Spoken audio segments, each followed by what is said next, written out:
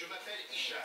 Je suis acteur, explorateur, et aujourd'hui votre humble et affamé guide à la découverte des lieux de restauration les plus fabuleux du monde. Des grands classiques aux restaurants les plus branchés, je dénicherai la bonne adresse dans des endroits inattendus. Waouh! Et les perles rares tenues secrètes par les locaux. 4 restaurants, une ville extraordinaire et une note finale. Asseyez-vous pour découvrir les meilleures tables d'Ishai.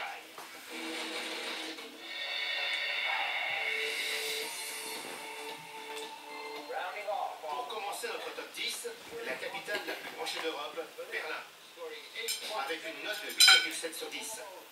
L'ancienne capitale mondiale de la saucisse est devenue ces dernières années un haut lieu de la gastronomie et surprend par son avant-gardisme. Le restaurant Cookies Cream fait partie des tables qui donnent le ton. Dans ce nightclub hyper branché qu'il faut connaître pour trouver, j'ai dégusté l'un des meilleurs plats végétariens de ma vie.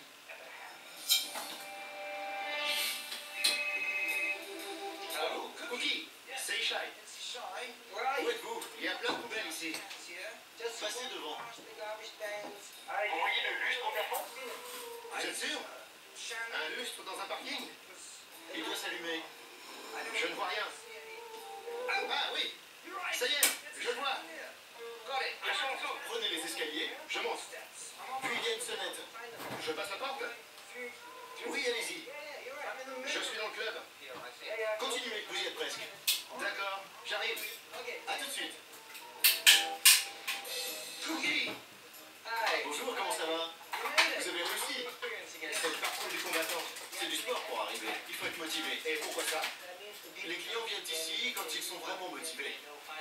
On ne reçoit pas n'importe qui. Et ça vaut vraiment le coup? J'espère. Grande question. Il faut que je goûte. Stéphane, notre chef, Ishai. Bonjour Ishai, enchanté. Vous trouvez ça plus difficile ou plus stimulant d'être un chef végétarien? Comment vous faites? On cuisine comme avec de la viande, mais avec des légumes. Et vous êtes végétarien? Non. Non. La spécificité est de ne pas avoir un chef végétarien, parce qu'il connaît le monde entier et toutes les saveurs. Qu'est-ce que vous préparez? Je vais vous faire une aubergine avec de la crème de maïs. De la crème de maïs? Oui, et dessus du popcorn pour le croustillant. C'est le festival du maïs. De beaux légumes, du maïs, des haricots et une aubergine au four avec une sauce teriyaki. C'est magnifique. J'ai hâte d'y goûter. C'est parti. Ne pensez pas au popcorn. Ce plat a une saveur très riche et très profonde. Hé, Stéphane! Alors voilà avec notre spécialité. Ce sont des quenelles de parmesan, avec des artichauts, des tomates barbecue et une sauce parmesan. C'est délicieux. Au Cookies Cream, l'absence de viande passe inaperçue. Et il n'y a qu'une ville comme Berlin pour réunir une boîte de nuit et un restaurant végétarien sous le même toit.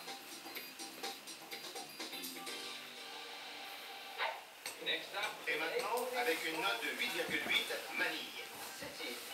À Manille, le cadre est tout aussi important que les plats eux-mêmes.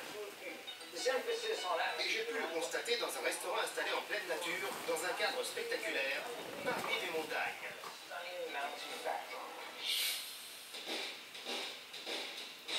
C'est de loin la route la plus incroyable que je connaisse pour me rendre à un restaurant. Ça y est, on est arrivé. Waouh! Hey! Philippe! Salut les gars! Bonjour! Ces plats sont originaires de cette région. On appelle ça la cuisine Pampangan. De la cuisine Kapanpangan, et comment s'appelle la région? C'est la région de Pampanga. D'accord, c'est la cuisine Kapanpangan de Pampanga. Exactement. Bon, j'ai tout compris. Ça, c'est un ragoût de chèvre. La préparation est à base de pousses d'épinards. On appelle ça du kangkong. Vous voulez procurer où? Juste là. Je vois, ça a l'air délicieux. Ça l'est. Il y a des pommes, des carottes et des pommes de terre braisées lentement dans le plat. Dans un paysage aussi nature, on est obligé de manger des produits naturels. On mange? On mange. On mange. C'est la fièvre de la jungle. Bon appétit. Quelle expérience formidable de déjeuner entouré de la terre, de la rivière, de la montagne et du ciel. Waouh, la nourriture a un goût différent quand on est dans la nature, n'est-ce pas? La nature prend le dessus. Pour résumer, ça vaut le coup de devenir un membre de ce club. Santé! J'ai toujours adoré les fruits de mer. Mais en ce qui me concerne, il y a un avant et un après Lisbonne. À la 8e place, avec une note de 8,9. Et un des moments forts de mon séjour a été la Cervejeria d'Esquina, une perle rare qui s'est avérée être un véritable paradis pour les amateurs de fruits de mer.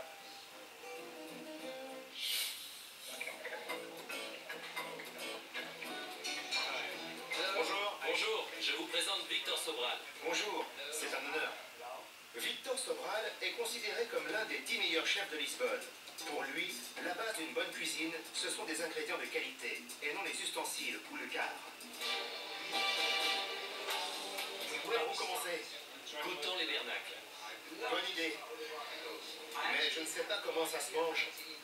Il faut l'attraper comme ça, et ensuite, tirer comme ça. Prenez l'autre, et tirez doucement. Allez, je mange ça. Oui, allez-y.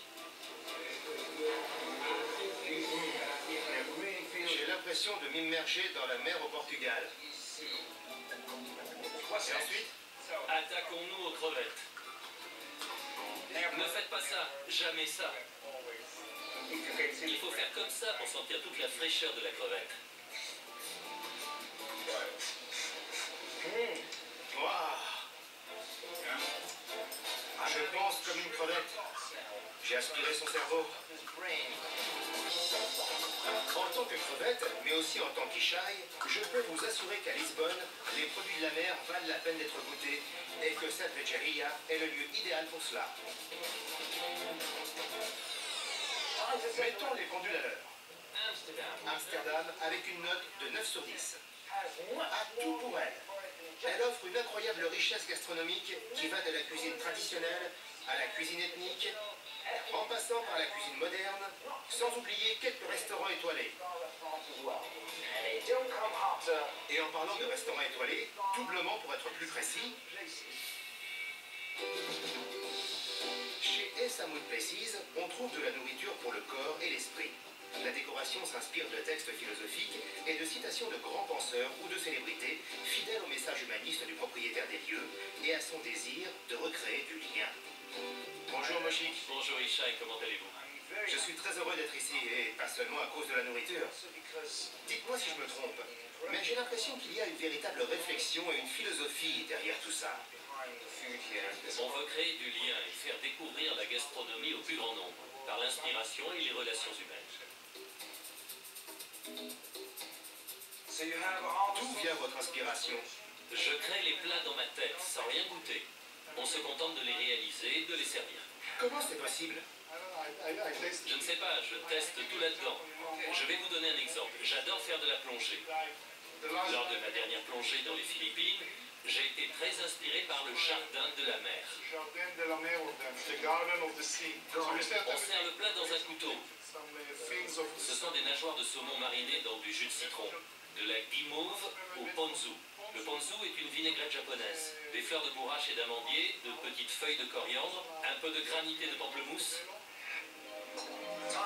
Il est temps d'entrer dans le jardin de la mer. Je prends une cuillerée du fond des océans. Il y a tous les ingrédients.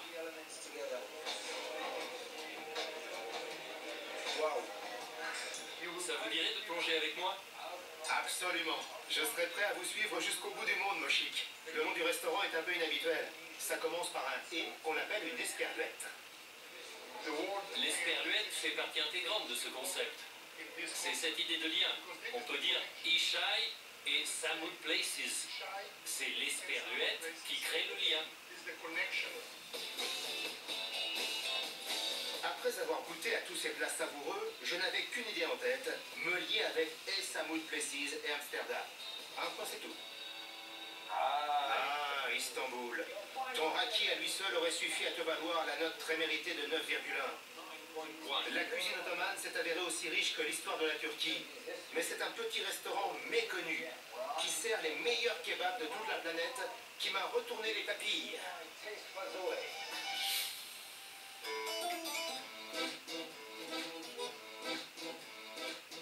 Monsieur Soufousta. Bonjour. C'est un plaisir. Bonjour. Bonjour. Comment allez-vous? Je suis très content d'être ici. C'est donc le fameux kebab. Il fait la renommée du restaurant. Merci. Allez, essayez. Qu'est-ce que je dois faire?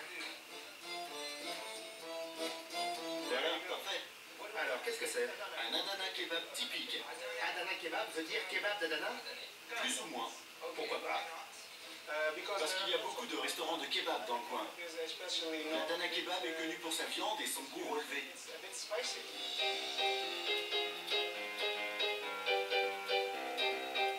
Il y a une multitude de petits plats disposés sur la table. Il y a du shish kebab, du foie, de l'Adana kebab et du kebab d'aubergine. Je vais commencer par l'Adana kebab. Peut-être que c'est celui que j'ai fait.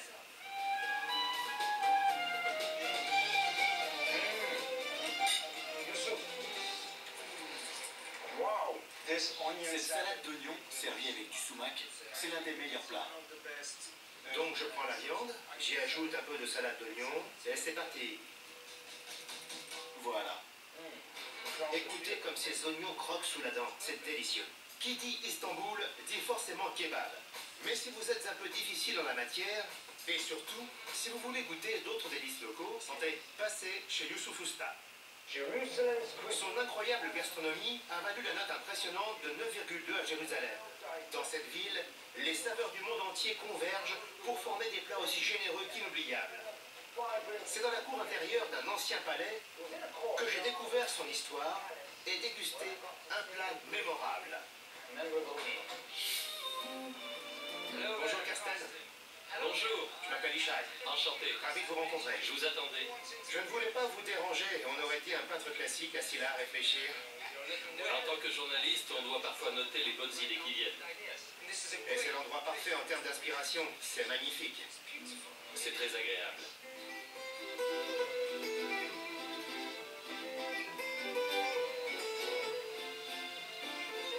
Et c'est là que viennent les diplomates, les journalistes et même les espions. Donc c'est le lieu idéal pour les espions. Juste avant de partir à l'aventure.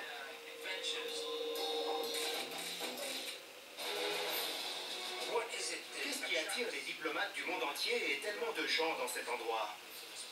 C'est l'emplacement essentiellement. C'est en plein cœur de Jérusalem et la cuisine est généralement bonne.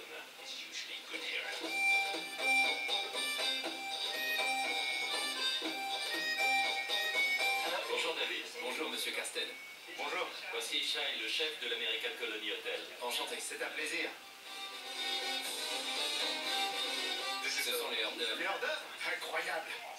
Ce qui est bien, c'est qu'il y en a toujours plus que ce qu'on peut manger. N'en soyez pas si sûr. J'ai un estomac assez extensible. Je pense qu'on devrait commencer par la viande. Le koubanieh, c'est très goûteux. Vous savez ce qui est extraordinaire? Je n'aurais jamais pensé que je mangeais de la viande crue. David, je suis très heureux que vous soyez de retour parmi nous. Qu'avons-nous là? Nous avons 3 plats qui représentent des pays différents. Le tagine de poisson, Qui est du Maroc? qui est du Maroc. On le trouve aussi dans la cuisine algérienne. La cuisine libanaise avec une courgette farcie, une aubergine farcie et une côte d'agneau cuite à feu doux pendant longtemps.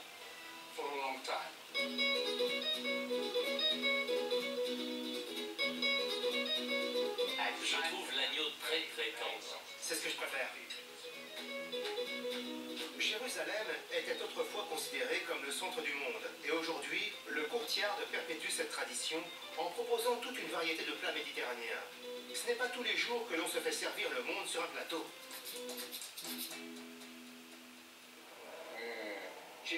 Merci. César a dit, je suis venu, j'ai vu, j'ai vaincu. Eh bien moi, à Paris, je suis venu, j'ai vu et j'ai craqué. C'est un steak qui a causé ma perte. Je sais, c'est cliché, mais je ne peux pas m'en empêcher. Paris, avec une note de 9,3, demeure la Mecque des gourmets. Et c'est dans cette perle rare typiquement parisienne que j'ai savouré une tranche de paradis. Alec, Bonjour, comment ça va? bien, content de vous voir. Bienvenue à Paris. Merci beaucoup. Comment allez-vous? Très bien, très bien. Pour commencer, où sommes-nous? Nous sommes dans la boucherie de Monsieur Hugo Desnoyers, le meilleur et le plus connu des bouchers de Paris. Il a eu une idée fabuleuse pour les gens qui n'ont pas la patience de rentrer préparer leur viande ou qui ont trop faim pour attendre. Ils peuvent la manger ici, dans le magasin. Hugo, bonjour. Comment ça va? Content de vous rencontrer. Bonjour. Voilà, je suis très impatient. Bienvenue. Super, allons-y. Ça va être amusant. Et donc, qu'est-ce que c'est ça? C'est un carpaccio de veau avec de belles lamelles épaisses de truffes. Super, allons-y. Excusez-moi un instant.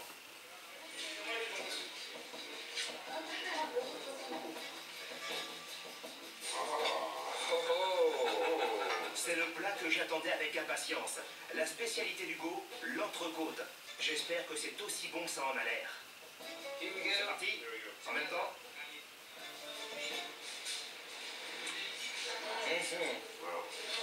La différence entre Hugo et moi, c'est que quand je suis conquis, je me mets à crier « Bon sang, c'est le meilleur steak que j'ai mangé de toute ma vie. C'est énorme !» Alors que vous dites simplement « Voilà. » Si le steak frites est la spécialité parisienne, le plat d'Hugo n'a pas son pareil. Bravo Hugo.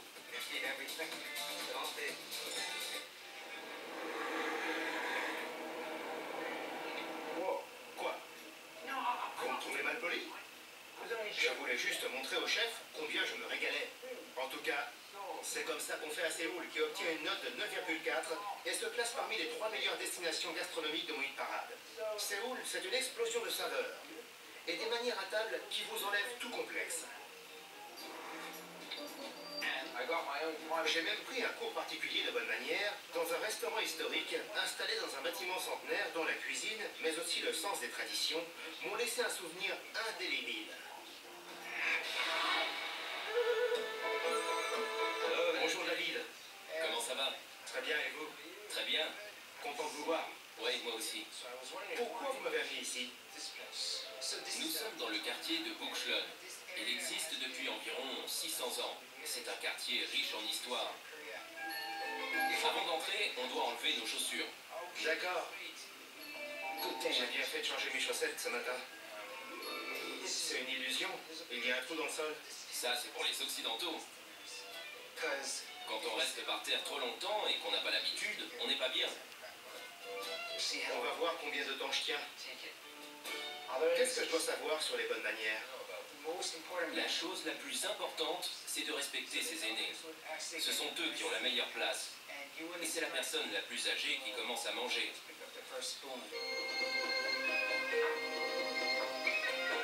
Sauf votre respect, je vais étendre mes jambes. Vous avez des fourmis? Oui, ça commence. J'avais hâte de déjeuner avec vous, parce qu'on m'a dit qu'en Corée, on faisait du bruit en mangeant. Si vous faites du bruit en mangeant, notamment en aspirant les nouilles, c'est une façon de complimenter le chef. Oui, c'est pas mal. Alors, qu'est-ce qu'on a? Ça, c'est un yonosum.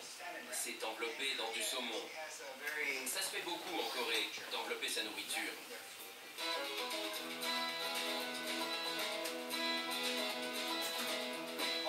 On dirait du sinseon. C'est une très vieille spécialité coréenne qui contient une vingtaine d'ingrédients. Waouh! Il faut que je goûte ça. Il y a des noix, des palourdes. Il y a tout. Ça vous plaît? C'est délicieux. Les saveurs fraîches et minimalistes servies dans cet établissement pourraient inspirer beaucoup de restaurants modernes. Et l'atmosphère traditionnelle de ce restaurant résume bien la ville. Séoul, c'est la rencontre du moderne et de l'ancien. Et maintenant, avec une note impressionnante de 9,5 et la médaille d'argent, Barcelone. La seule richesse de ses ingrédients, ainsi que son avant-gardisme et son audace gastronomique, ont fait de mon séjour dans cette ville un véritable carnaval culinaire. Et en tête de parade, un établissement qui hésite entre cirque et restaurant. C'est simple, le ticket m'a fait tomber à la renverse.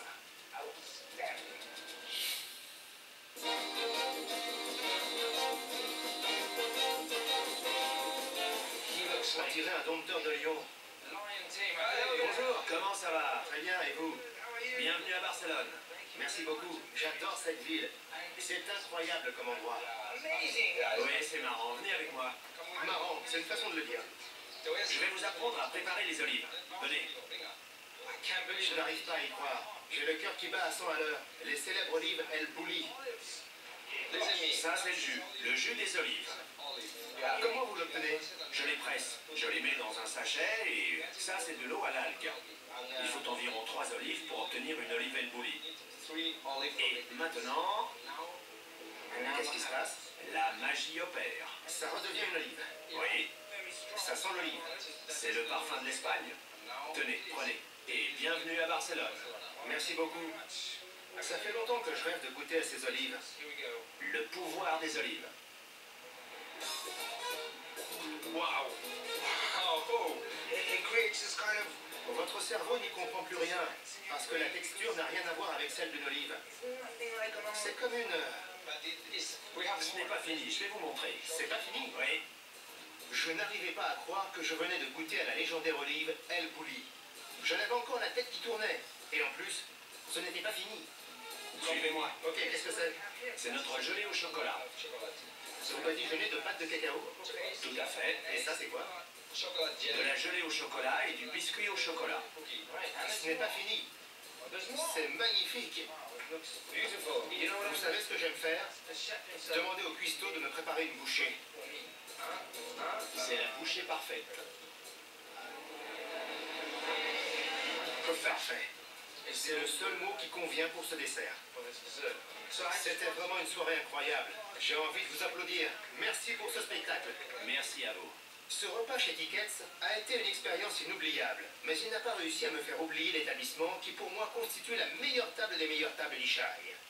En première position donc, avec une note étourdissante de 9,7, le gratin du gratin à la crème de la crème, la ville de la gastronomie justifie à elle seule un séjour. Je vous le donne en mille, Rome. Oubliez le Vatican. Ici, la cuisine est une religion à part entière, dont je suis le plus dévoué fidèle.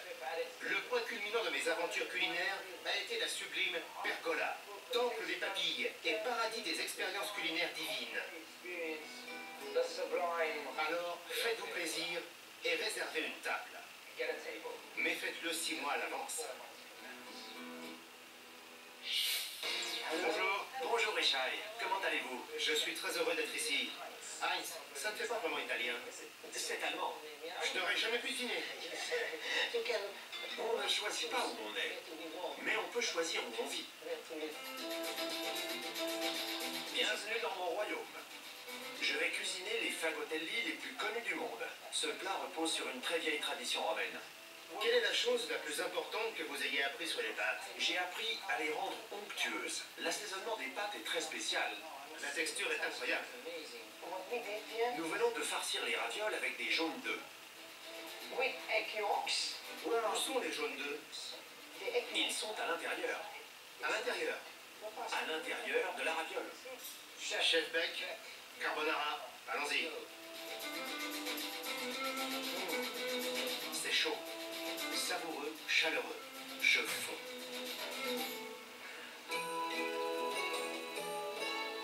Voici de la céréole marinée dans du vinaigre balsamique. Au milieu, il y a une purée de grenade.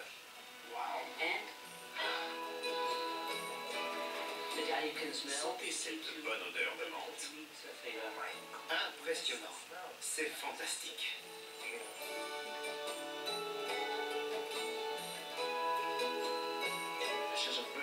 C'est un plat frais et magique. Merci. La sphère est composée de fruits rouges. En dessous, il y a du gianduja et une petite touche de lait d'amande.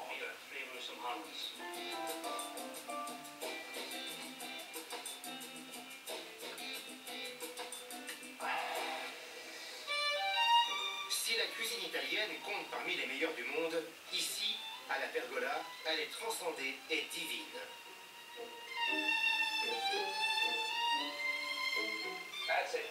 Et voilà, c'était mon top 10 de mes meilleures tables. Et je me suis beaucoup amusé à explorer les...